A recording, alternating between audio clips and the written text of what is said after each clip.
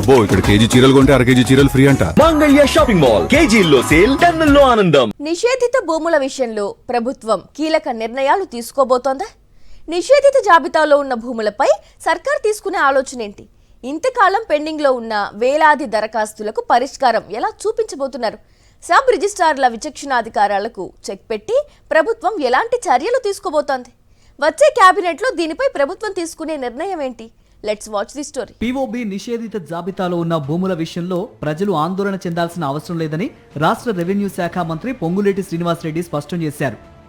చట్టబద్ధంగా అర్హత ఉన్న ప్రతి ఒక్కరికి న్యాయం చేస్తామని హామీ ఇచ్చారు. గతంలో వేర్వేరుగా ఉన్న వ్యవసాయేతర పీఓబీ జాబితాలను సమీకరించడంతో కొన్ని భూములు నిషేధిత జాబితాలో కనిపిస్తున్నాయి. దీంతో నిజమైన పత్రాలు ఉన్న రిజిస్ట్రేషన్లు ఆగిపోతున్నాయని ఫిర్యాదులు వస్తున్నాయి. రాష్ట్ర వ్యాప్తంగా 24,813 దరఖాస్తులు పెండింగ్లో ఉండగా రంగారెడ్డిలో 1,500కు పైగా, మల్కజ్గిరిలో 124 దరఖాస్తులున్నాయి. గత ప్రభుత్వం నుంచి వచ్చిన చట్టపరమైన సాంకేతిక సమస్యలను పరిష్కరించాలని ప్రభుత్వం నిర్ణయించింది. రెగ్యులరైజేషన్ కు సంబంధించిన జీవోలు, ఉత్తర్వులు, మెమోలు, భూసేకరణ పత్రాలు, లేఅవుట్ అనుమతులను ఈ నెల 14లోగా ఆన్లైన్లో అప్లోడ్ చేయాలని మంత్రి ఆదేశించారు. దీంతో నిజమైన, నకిలీ పత్రాలను గుర్తించడంతో పాటు సబ్ రిజిస్ట్రార్లకు స్పష్టత వస్తుంది.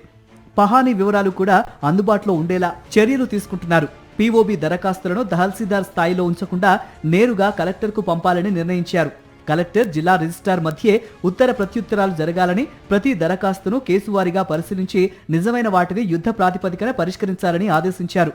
మరోవైపు సబ్ రిజిస్ట్రార్ల విచక్షణాధికారులకు చెక్ పెట్టాలని ప్రభుత్వం నిర్ణయించింది.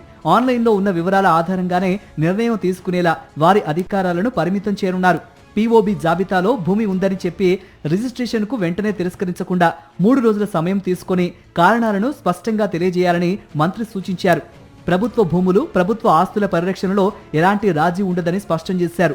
ఉద్దేశపూర్వకంగా పేదలు, అర్హులకు అన్యాయం చేస్తే కఠిన చర్యలు తీసుకుంటామని హెచ్చరించారు. ఈ అంశంపై వచ్చే కేబినెట్లో చర్చించి మరిన్ని నిర్ణయాలు తీసుకునే అవకాశం ఉంది.